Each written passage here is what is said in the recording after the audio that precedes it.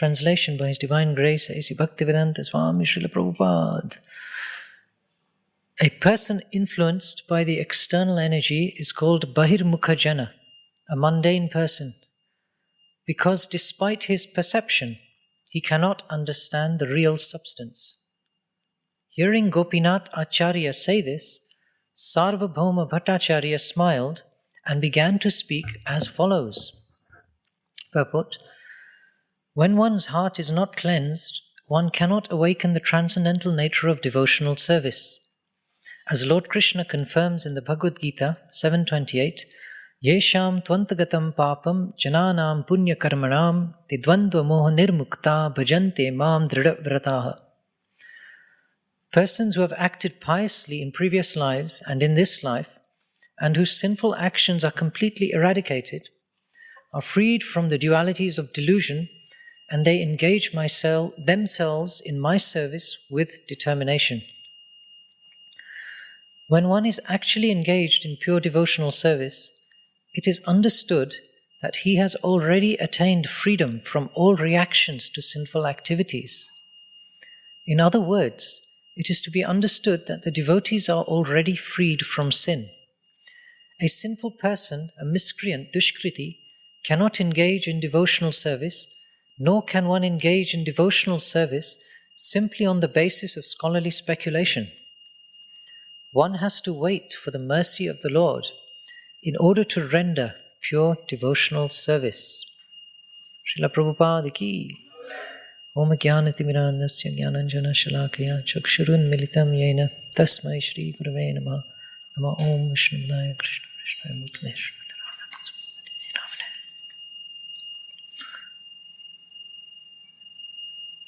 So an interesting chastisement from Gopinath Acharya to Sarvabhauma Bhattacharya. And they're, of course, engaged in a conversation where Sarvabhauma Bhattacharya has, some time earlier, seen the ecstatic symptoms of Mahaprabhu in the Puri temple. And after the Lord fainted, he then brought him to his home and looked after him and made him comfortable. But Sarvabhauma Bhattacharya is not conversant with the status of the Lord. He sees him as some exceptional person who has clearly done something amazing, because he was sufficiently elevated that he could see uncommon symptoms manifested in the Lord's body when he fell down and was unconscious and expressing many factors in that whole pastime, a mixture of consciousness and unconsciousness. So he could see that there's something very special with this person, but he didn't know that he was the Supreme Lord. And being of the Mayavad persuasion, it wasn't going to come to him easily either. So therefore this is Gopinath Acharya's preaching to him, to try to encourage him to see the truth about Mahaprabhu.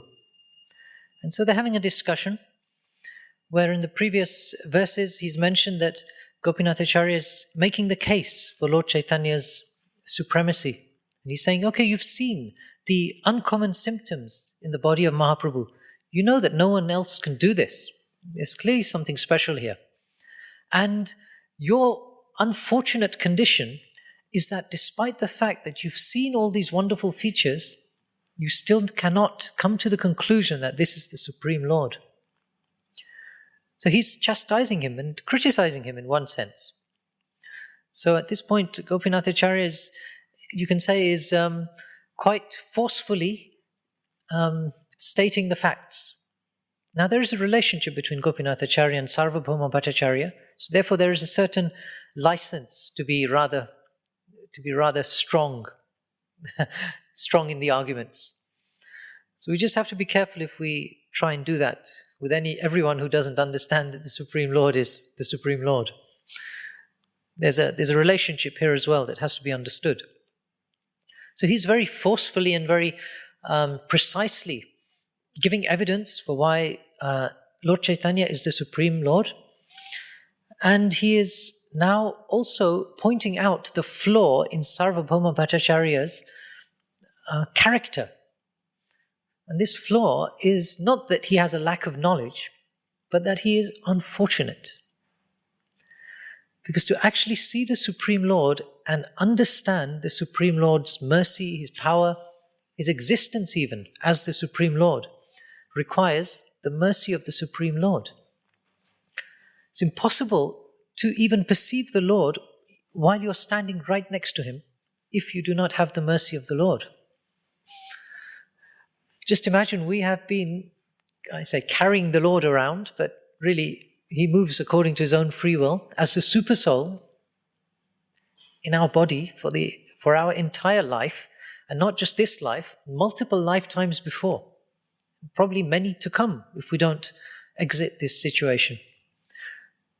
He's there right next to us, Surit, right in the heart, right next to us, the best friend, the well-wisher of all living entities, but He remains completely undetectable to most people. So that is something incredible. We hear so many mystical statements in the Gita. He's within, He's without. Sometimes people, they hear all these amazing statements and they are confused. They do not know what is what. Ascharya, they are amazed. They hear this truth about the Lord. They hear His difference from the difference between Him and matter, and they're simply amazed. Some hear of the soul as amazing, right? Verse in the Gita. Others cannot describe Him at all. So it remains a mystery. So having proximity to something does not necessarily guarantee an understanding of it. And this point has been demonstrated multiple times in the Gita and in the Bhagavatam. In the Gita, you have a mention of, and in the Mahabharata in general, you have the Kauravas, Duryodhana, Dhritarashtra, who didn't really explicitly or directly accept Krishna as the Supreme Lord, even though He was in their midst so frequently, and they interacted with Him, but they couldn't detect Him. They saw Him as some ordinary person, some mystic, someone who does mischief, who does mischievous things for his devotees. And this is actually a mood adopted by demons in general. They consider that Lord Vishnu is a troublesome character who is very, very powerful. Only a fool denies the power of the Lord. I mean, definitely there are in the scriptures many examples of persons who denied the authority of the Lord, who thought He was a mundane person. And Krishna corrected that misunderstanding quite quickly. A little Sudarshan Chakra operation, or a little display of some mystic siddhi, or something like that, very quickly corrected their understanding that at least here is someone who is very, very powerful. At least you have to understand that this person is powerful. So the demons accept the power of the Lord. And certainly the incarnations of Jay and Vijay, when they come as Hiranyaksha, Hiranyakashipu, they accept the power of the Lord. They know Lord Vishnu is very powerful, and they also think that Lord Vishnu acts to protect His devotees, who are the demigods. And because those demoniac persons are not favorable to the Lord, they always end up in trouble. So they always have this idea that Lord Vishnu is there and He always does mischievous things to protect His devotees because He's favorable to them. But they accept that He's powerful. So that is how Lord Vishnu is perceived, as a powerful person who sides with certain groups of people. Now, of course, that is due to a misunderstanding. That is due to the demoniac persons, being fixed in a mental situation which is described here in today's verses, bahirmukha, external. So the demons cannot understand the mystery of the Lord's actions. We know that janma karma chame divyam evam yo veti tatvatah tyaktva deham punarjanma naiti mameti sorjana. That one has to understand the transcendental nature of the Lord's appearance and His activities. His janma and karma have to be understood. So those with a demoniac mentality do not accept that the Lord's birth is anything transcendental.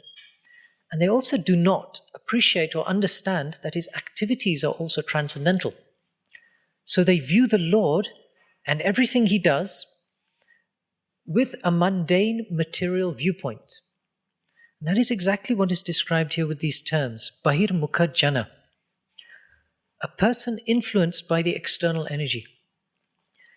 if you don't know the correct method or the correct mood or the correct metrics by which to assess the Lord, the conclusion you will come to, the conclusions that you will come to will be wrong.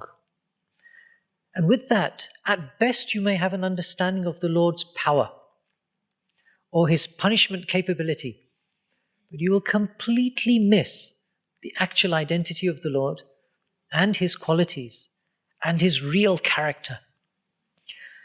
And so, if Sarvabhauma Bhattacharya stands any chance of understanding the Supreme Lord in truth, he has to overcome this mentality of his, that he's viewing from externals.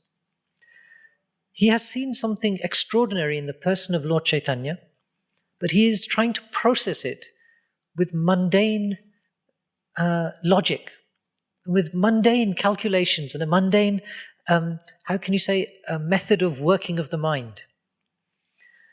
To perceive something spiritual and appreciate it requires something a little more than a typical mundane mind. Now, we know in this world that different people have different levels of mind and intelligence. Some people's mental capabilities are exceptionally low. Some people's mental capabilities are exceptionally high. Some are highly intelligent, others are highly unintelligent. It's a fact, isn't it? Can anyone deny that? You look around the world, you will see a spectrum of capability, ranging from the lowest to the highest. And depending on how capable one is, one can be more or less successful in this world. A person who is highly intelligent, has a good mind, which works very robustly, and then works under discipline, can actually achieve many successful things in this world. But a person who is lazy, who cannot control their mind for more than 2 minutes, who has a thought in their mind one moment, and a couple of moments later they're thinking something completely the opposite, it's not really going to be really successful in terms of their endeavor in this world. Or a person who cannot process and analyze the world might not have much success. Of course, this is all the mundane, mechanical calculation that I'm giving you.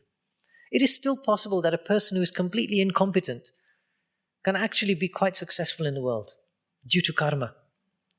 A person can be totally unintelligent, totally undisciplined, but they might be phenomenally wealthy, for example, due to their karma. So these are the interplays that are possible in this world. It's not the external possession or display or status that necessarily demonstrates one's actual acumen at this point in time. But it is a fact, in general, that those who have a higher level of acumen will generally do better in the world. We can see that. Putting the exceptions aside, we can generally see that a person who is competent, who learns his profession well, who learns, who practices, who re-practices until they're excellent, can actually do a good job. That's available to most people. So in the mundane world, one's faculties will help one succeed. So in the spiritual world, or if we're trying to understand spiritual subject matter, we need to now be retrained to understand what are the parameters by which spiritual subjects can be understood. We cannot apply our mundane calculations anymore. Here is the Supreme Lord, and he is capable of disguising himself so perfectly that he can be right next to you, right inside you, and you will never detect him. Or he can manifest before you in a form which leaves you in no doubt that he is the Supreme Lord. But he remains the Supreme Lord in both of those cases. And so, if we just analyze that point, we can see that a different type of calculation or perception is needed to detect the Lord. That perception or calculation cannot be learned through any material techniques. It cannot be learned through a process of meditation, for example. It's very popular to promote meditation, closing your eyes, chanting Om, perhaps even, as a means of spiritual advancement. Now, Om certainly is pranava. Pranava sarva vedeshu shabdake paurusham nrshu. As it says in the Gita, I am the primeval, transcendental sound vibration Om. Definitely. Very, very powerful. Very special. But Om, chanted by a person who has material motivations, who has adopted a process from an unqualified person, does not yield the results that Om can yield. Om is a powerful, ancient, Vedic mantra, preposition. It is a very, very powerful thing. But when utilized, as is the case today, by the business yogis, if you like, I call them business yogis, because their purpose in yoga is to simply create a business by which they make money. So Prabhupada was strongly critical of this. This is a highly undesirable development. Yoga is the ancient science of linking oneself to God. And definitely there are various branches which deal with different aspects. Physical training, physical strength is a part of it, but it is not the goal. So when yoga is misrepresented to mean one thing or another thing, you actually diminish the real value that lies within yoga. Imagine someone's given you a diamond and you don't know anything better, you like the look of it, maybe it's a rough, uncut diamond. If you come across an uncut diamond, it's not particularly impressive. It looks rather rough. It doesn't have the finesse of a diamond beautifully cut and polished and set in a headpiece or anything like that. It looks like something amazing, maybe something heavy, like a piece of quartz maybe, or something. And if someone gives you that and they tell you this is a paperweight, you can use it as a paperweight. It makes a very good paperweight. Stops your papers moving around. Okay, fine. You can use it as a paperweight. But they didn't tell you something else, that diamond actually has immense value. And if you were to have it professionally cut and polished and prepared nicely, you could buy millions of paperweights, assuming you needed a paperweight. You could buy millions of practically anything if you had such a large, beautiful diamond. So actually, when someone gives you something, takes an original, highly potent item like yoga, and gives you an explanation which is highly mundane and is such a minor subset of what is possible, what it actually does is it dulls your consciousness into understanding its full glories. You never explore beyond that point. Unless, of course, you practice whatever's being recommended and you realize it doesn't work. But for some period of time, you could be wasting a lot of time trying to do something with the aim of becoming physically fit, perhaps, with the aim of becoming steady in mind. And these are all good things, but they're not the goal. They're not the goal for practitioners of genuine yoga. So with these examples, we can understand that when we take something that is highly potent, highly spiritual, and we receive an explanation which is substandard, it actually prevents us moving forward and uncovering the real glories. So Sarvabhauma Bhattacharya, being of the Mayavad conception, is not interested in a form of the Lord beyond the impersonal Brahman. In fact, from the Mayavad conception, the impersonal is considered to sometimes manifest personal, but that is a subservient feature. It doesn't make much sense to devotees, how something impersonal can manifest something personal. But to them it makes sense. So we'll just go with it for the time being. That, okay, something impersonal manifests something personal, and because it's subservient, they always see it as, actually it's just a small feature of the impersonal.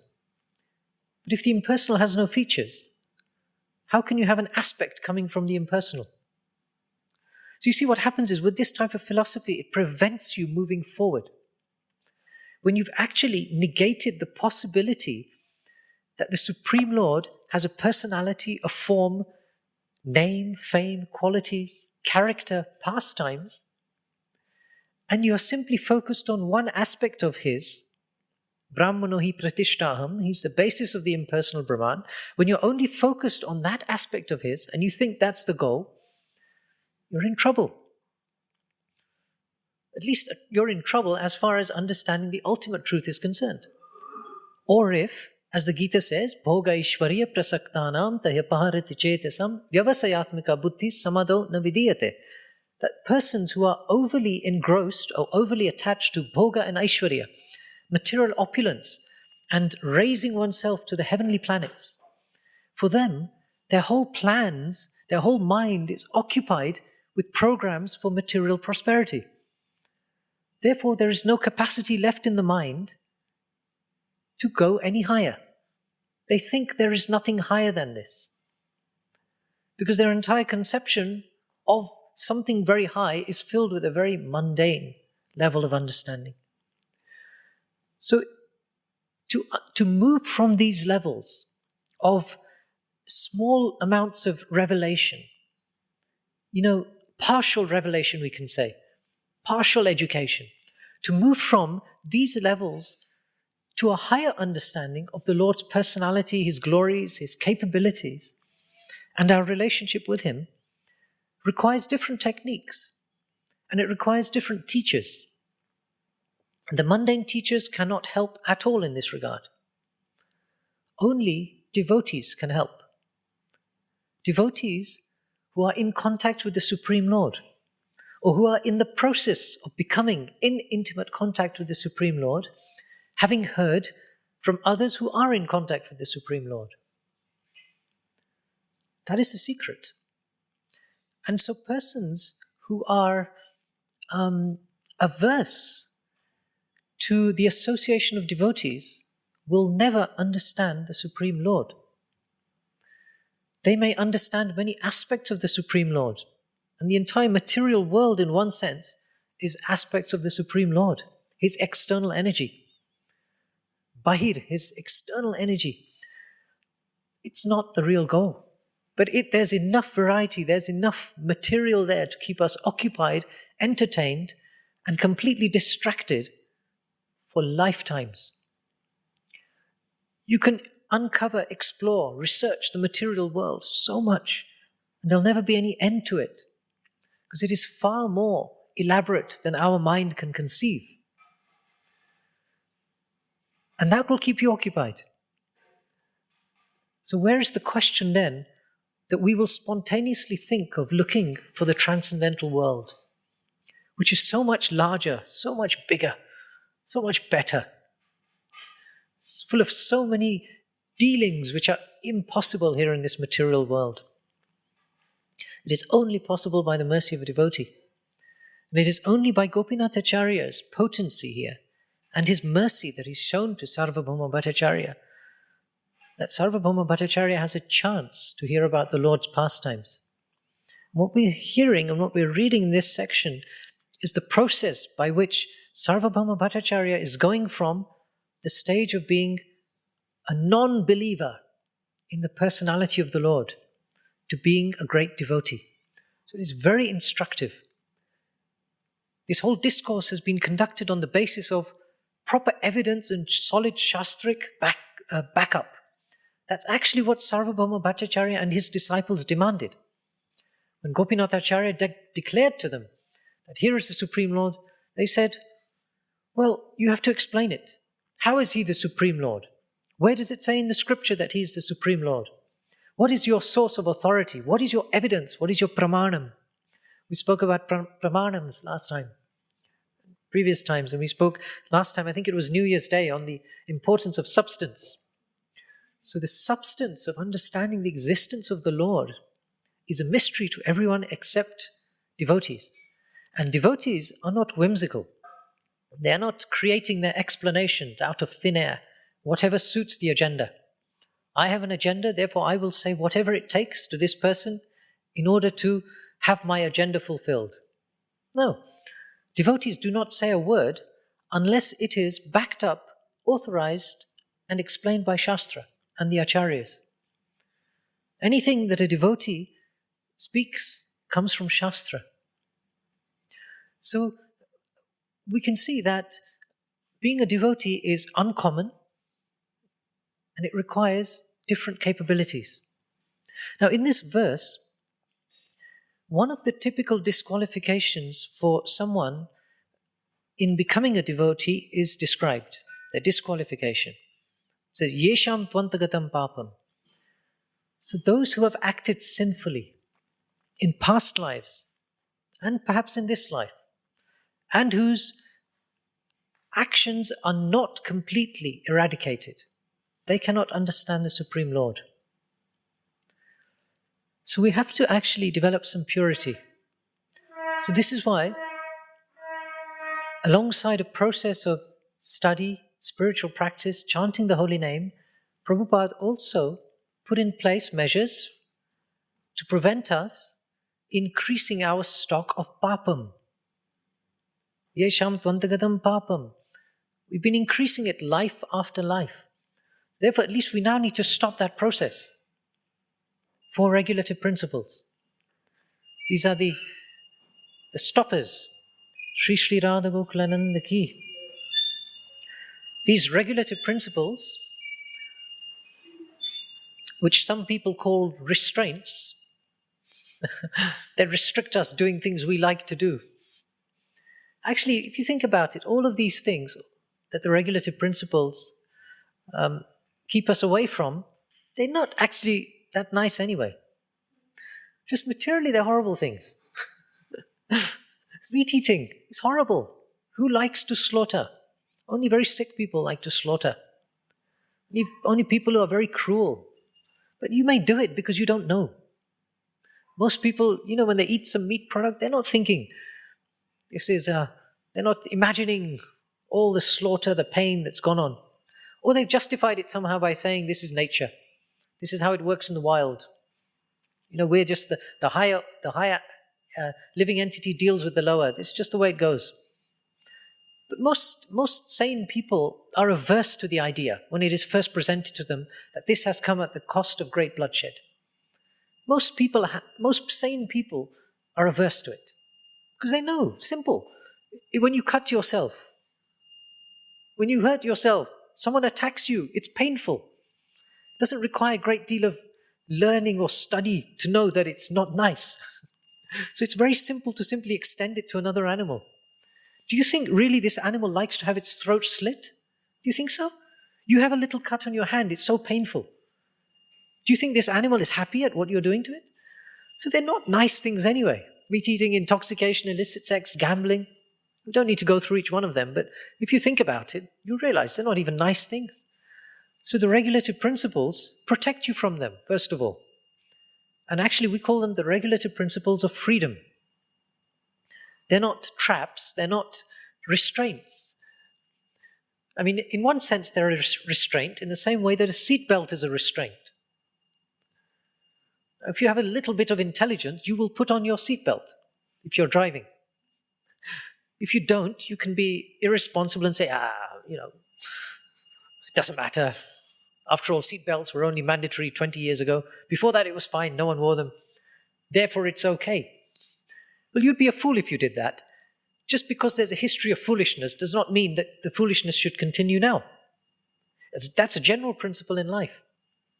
Just because people have done foolish things for years and years and decades, does not mean that we continue that foolishness.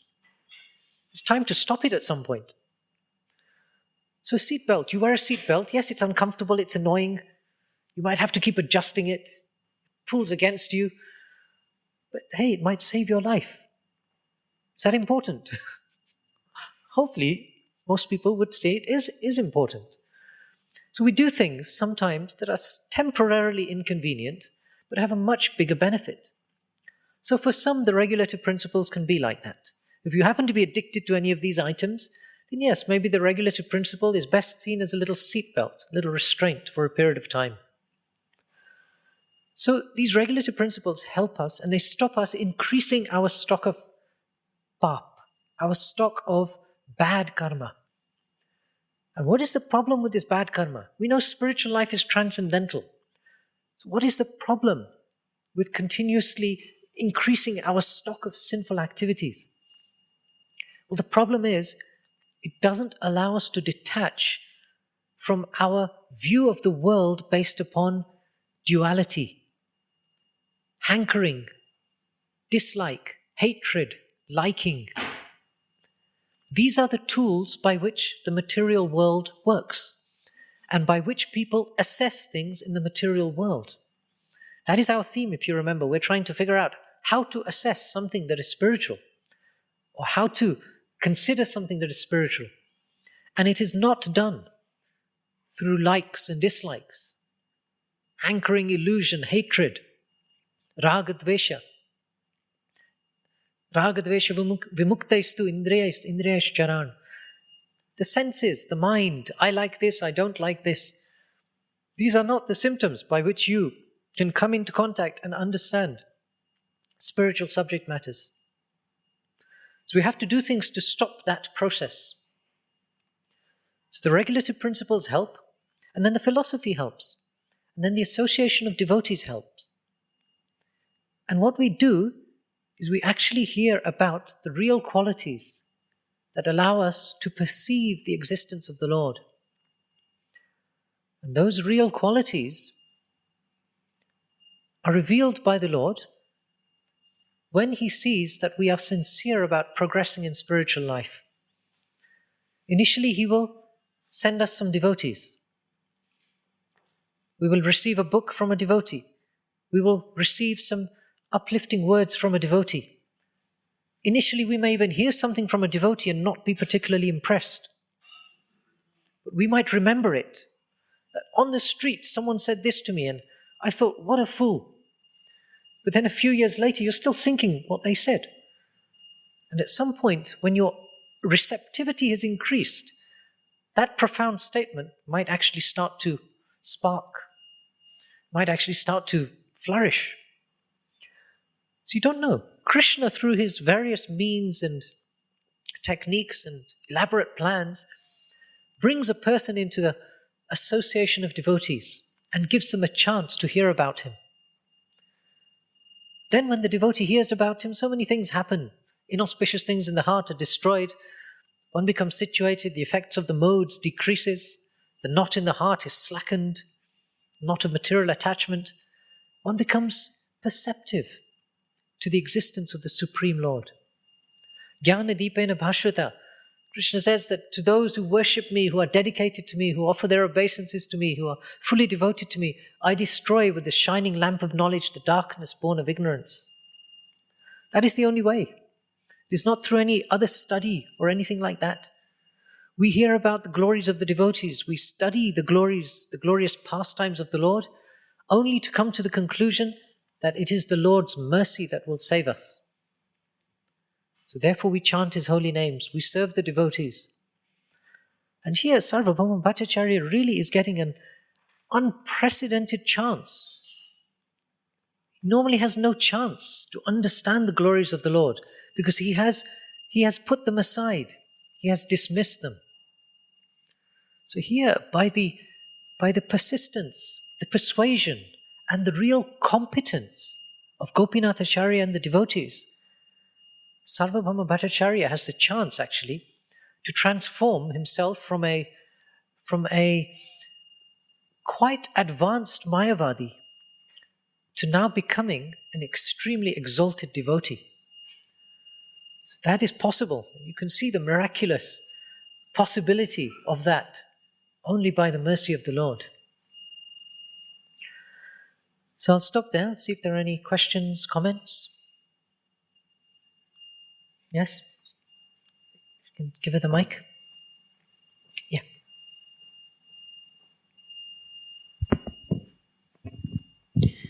Hare Krishna Prabhuji, thank you. It was an extremely wonderful class.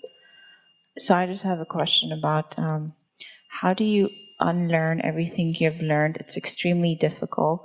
And the other question is, what if you are in the association of devotees, but can it get confusing sometimes? Because sometimes you have like, the school of your grandmother, the school of your father, school of your mother, and if everyone is devotees, then they're always giving you so much constructive feedback that it's overwhelming.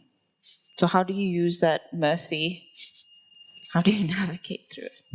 The first one was how to undo some of the... How do you unlearn Unlearn the misconceptions. How do you unlearn everything you've learned? We go through this really thorough, educative process in our life. So we can... we don't have to... we don't have to be so hard on ourselves that we think that everything I have done so far is completely useless. Sometimes we do that, and it might be a tool that we use sometimes also. But it's not necessarily a comprehensive way to look at the world, look at things. We can be like hunters of gold. Gold can be found in all sorts of places. Gold is transacted by rogues for nefarious purposes on a daily basis. It's also transacted by saintly persons. It remains pure in itself as a means of currency. So it is not the case necessarily that everything we have learned, everything we have heard, every interaction we've had is completely useless and completely problematic. Actually, if we look back through our lives, Krishna, because he's Surit and he's with us and he's our well-wisher, he has been actually helping us in our lives in so many ways, but we have not perceived it necessarily, or we have not acknowledged it, that was the help of the Lord. So actually a more progressive thing to do is to try to look back in our life and think of the various incidents, steps, occurrences that took place, maybe even decisions we made that have now actually helped us come to a point of wanting to take our devotion further. That way we're not in an artificial program of rejecting anything. Because we also, as devotees, don't have a policy of rejecting. Jnana Vairagya. Vairagya is not a policy of ours. It is something that is a side effect of a desire to advance in devotion. When you want devotional service, when you want the Supreme Lord, Jnana and Vairagya arise, and you will acquire so much Jnana and so much renunciation because it will help you further with your devotion. So if our mood is devotion, then we can selectively renounce those bits which are unhelpful. And so the regulated principles do that quite well. And then we also learn through Shastra, through classes, through interactions, a whole range of other things that are part of our purification of what we accept. We are advised to reject things that are unfavorable, and those things are described, things that are based on the platform of duality, interactions that may lead to one being offensive, aparads. So many things we can reject. But we can look at the kind words of our well-wishers from the past. We may view them as karmis, perhaps. That's not the full picture, because they also have the Supreme Lord in their heart. And there is so much to be learnt from each person.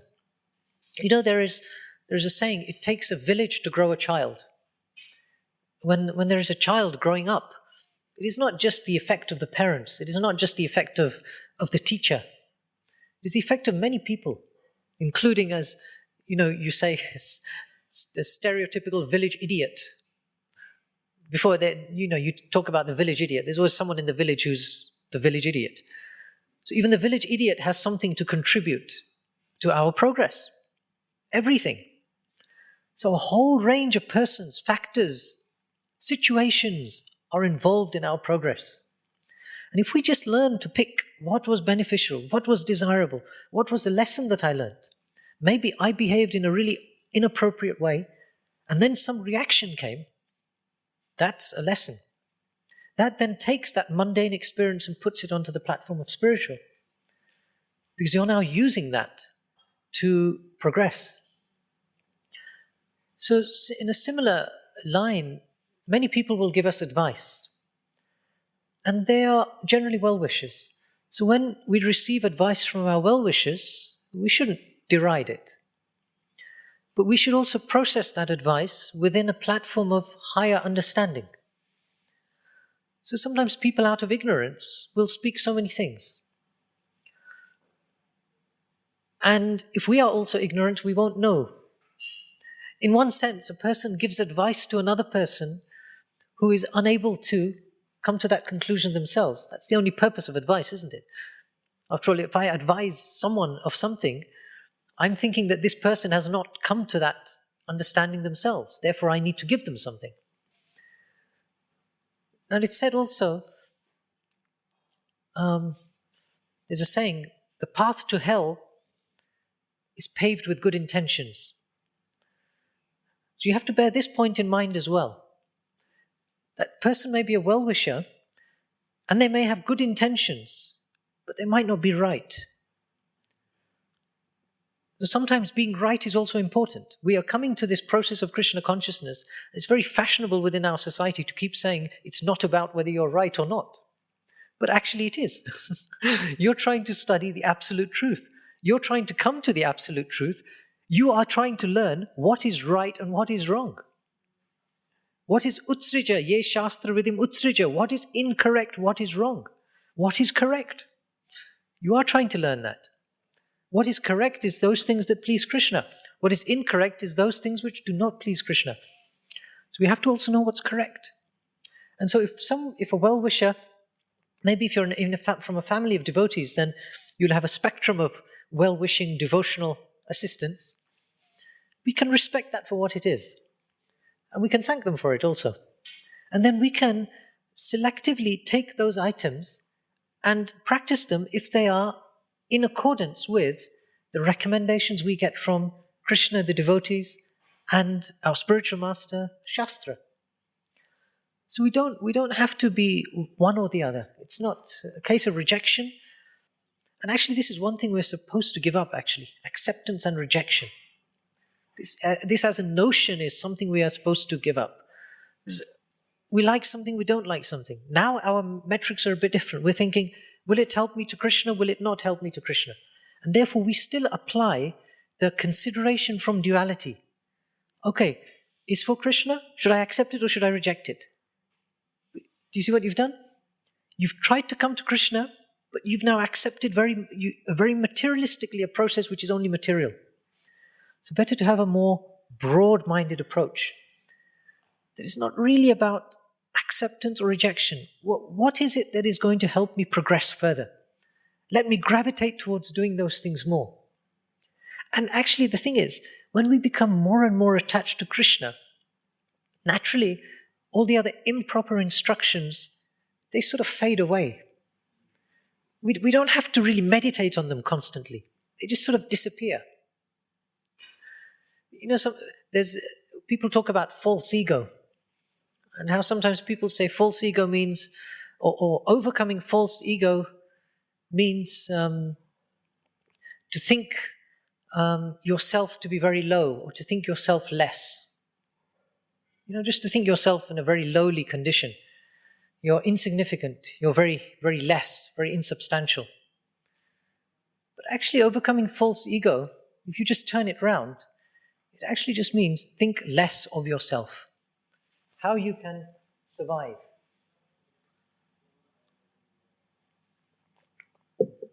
Take the effort, take the focus away from yourself. So similarly, duality, when we're surrendering to Krishna, it means that we try to focus on Krishna and we try to move away from all these other factors that we are processing in an attempt to come to Krishna. So we just have to be careful and just put things into perspective. There's a few points there. Yes, Sridhar Prabhu?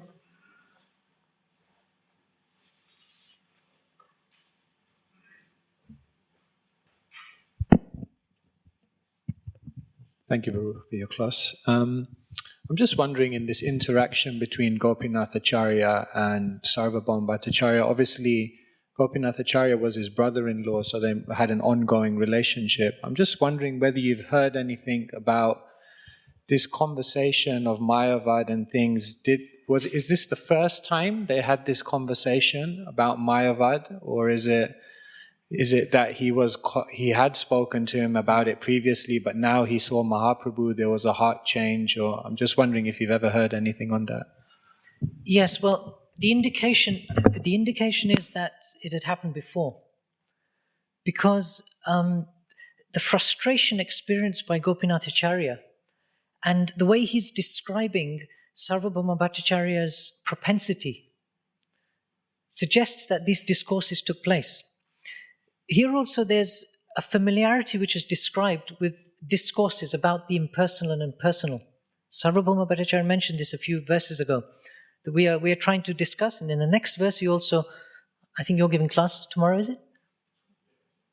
Okay, so in tomorrow's verse this comes up about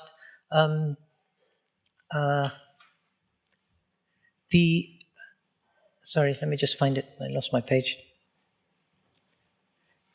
Discussion amongst friends, considering points in scriptures. So we can see that this type of thing happened before. And being intimately connected, devotees are always talking about the Supreme Lord. And the impersonalists are always resisting based upon their impersonal understanding. So I'm not sure if there's an explicit account of it, but certainly it would seem that if the conversation as it is now is flowing in a natural way, it would appear that similar conversations have happened in the past. And certainly Mayavadis spend a lot of time discussing Siddhanta Vedanta philosophy. They do that routinely. And so a part of that would be the derisory consideration of the Lord's form. So it would be inconceivable that he would be such an exalted Mayavad, and a very high-standing one, from a high class of Mayavadis even, the Bhattacharyas, and he would not have gone through refuting multiple personal arguments. So it would seem to be something that's happened routinely. So Mayavadis can resist devotional arguments. But what's different now, what's different is that Lord Chaitanya has appeared in person. And so the same arguments, the same discussions, the same considerations now are going to come to a different conclusion. So that's something special that can happen. The Lord sends His mercy to assist the devotees who are constantly talking about the Lord anyway. And He does something, He sparks something special. Is that roughly? Thank you.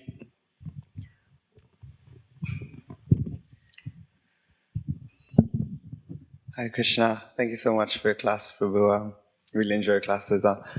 Just looking at this theme of Sarvabhauma Bhattacharya, you were mentioning how, he, from being a Mayavadi, became one of the most exalted devotees.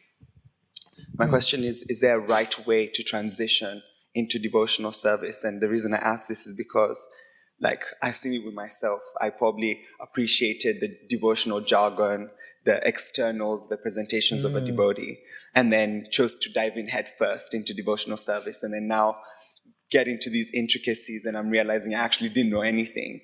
And then I'm caught in a limbo between rejecting material life and understanding that, it's not really good for me, but not really being in the right situation in spiritual life. So is there a right way, and this can cause frustrations and many doubts, is there a right way to make this transition? Because if Sarvabhauma Bhattacharya came from being a serious Mayavadi who was actually battling or going against or, rebuttaling with a pure devotee, but then makes this transition, is there a right way to do so that we can actually be like Sarvabhauma Bhattacharya eventually? What's your take on that would be? Well, I was just remembering your first point. You said diving deep. Well, the thing is, actually, we haven't really dived that deep. we're actually just, the analogy that's given is we're just licking the outside of the jar of honey. You've got a jar of honey and you're helping yourself and the bits are dripping out. And at the moment, all we're doing is licking a little drop from the outside of the jar of the honey. So diving in means uncovering that honeypot and jumping in. So you still have to look forward to that. So don't dismiss it because we haven't experienced it yet. There's plenty to look forward to. And all we're doing at the moment, as you've mentioned, is because you're attracted to certain things.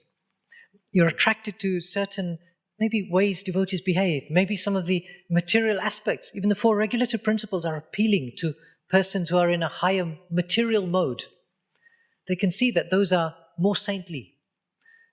But they're not spiritual. Those regulative principles are not spiritual. They're simple techniques to stop you committing more sinful activities. But we might be attracted to them, and so we might come to the movement. The thing is, we just keep going with it. And if there's any frustration, it's because we're impatient. There should not be any frustration. We've started off from position A. The train has left the station, from one location. It's on the tracks, moving to the next destination. It's going through valleys and hills and up and down. And if you're in India, there's random persons walking through the train offering you different items when you're trying to sleep. All these disturbances going on. It's just part of the journey. But you will get to the other end. So we just have to put up with that and just realize that, yes, the train is it's in progress. Hopefully it won't break down. It'll keep going. If I stick to the path, the train of Krishna never breaks down. So if all I do is just hang on in there in the carriages, and don't leave the station, don't leave too early, don't jump out on a station halfway along, then we will make it. And then you really get the jar of honey. So yeah, whatever ecstasy we've got at the moment is just a tiny amount, actually. Tiny amount of what is possible. Huge amount. It's unlimited.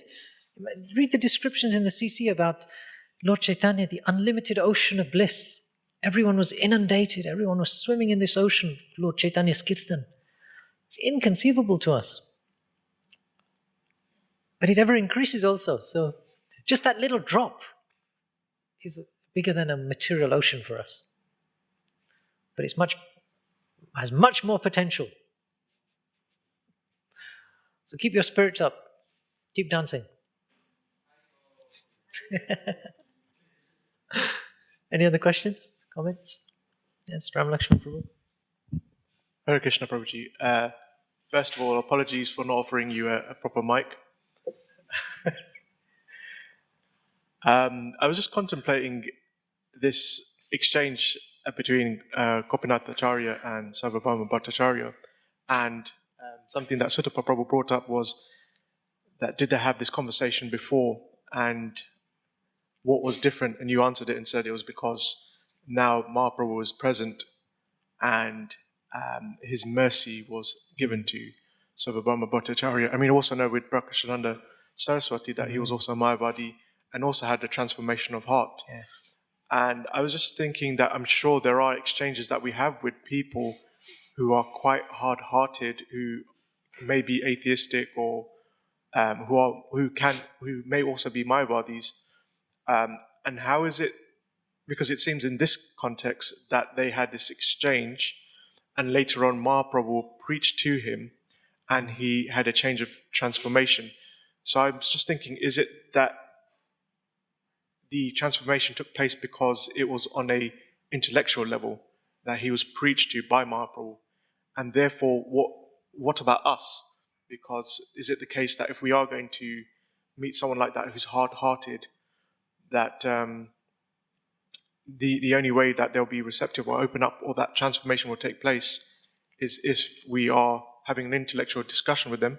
Or is it, like you said, that the mercy has to be there? And if so, then how do we invoke the Lord's mercy upon that person to transform their heart? It is a fact that the intellect is not going to help matters. It is a fact that the mercy is the actual thing that will transform a person's existence from mundane to spiritual. Only the mercy of the Lord. We can analyze the Lord, we can use our intellect to try to come to the conclusion that a creator is likely, that there is a supreme being, that he's powerful, that he has there's intelligent design. We can come to that through a process of reasoning. But for someone to decide to end their lifetimes of material degradation, just going around in this cycle of samsara, requires some mercy of the Lord. So the thing is, we are always interested in delivering mercy. And that mercy is not something that we even package and deliver. That mercy is something that kind of leaks out. And it leaks out depending on one's potency, depending on one's purity and actual practice and the mercy they've received from the Lord. Now, when you're interacting with people, you have to interact with them on the externals, on the level that they can function. So if you're speaking to a group of intellectuals and you speak something that is highly intellectually insubstantial, it won't necessarily lead to a receptivity or an exchange. So that's something that there has to be some connection. And then the Lord will allow, now the way mercy flows, the Lord will allow it to happen with or without us, regardless of what we do or don't do. But typically, a devotee, a person who wants to move forward needs to have had some connection with a devotee. So typically, if we're speaking to intellectuals and we present Krishna consciousness through intellectual understanding, intellectual rigor, then that will have an impact on them. The person will be considering it intellectually, and it may make sense to them. And simultaneously, they may receive a little mercy if they make some inquiries. If you're dealing with someone who's not at all intellectually based, there are many people like that, most people actually, and you relate to them on a platform that they can comprehend or that they will relate to. Some people may be, just to give an example, different people have different hobbies, different interests, Some people may be highly artistic. If we present some aspects of the art of Krishna, now serving Krishna is an art form. Beautiful preparations, beautiful garlands, beautiful decorations, they're part of Krishna's beauty. How much art there is in the world created by Krishna. Artists are very proud of creating art. They might draw a picture. But who's the original artist? Who made the art around you? You go outside, go onto the front lawn, look at the trees. Who made that art? Krishna. That can work with an artist. He's the supreme artist, the supreme actor on a stage who remains undetected. That's him. Think of anything, because Krishna in chapter 10, chapter 11, and other places in the Gita clearly explains how he can be seen, how he can be perceived in his creation. I'm the taste of the water, the light of the sun, the fragrance of the earth. You can always connect to someone. And then, if you have some purity, some potency, then that mercy will leak out. So both are there. The mercy is the actual substance. That's what I would say. Okay. Thank you very much. Shri Chaitanya Charitamrita ki. Srila Prabhupada ki.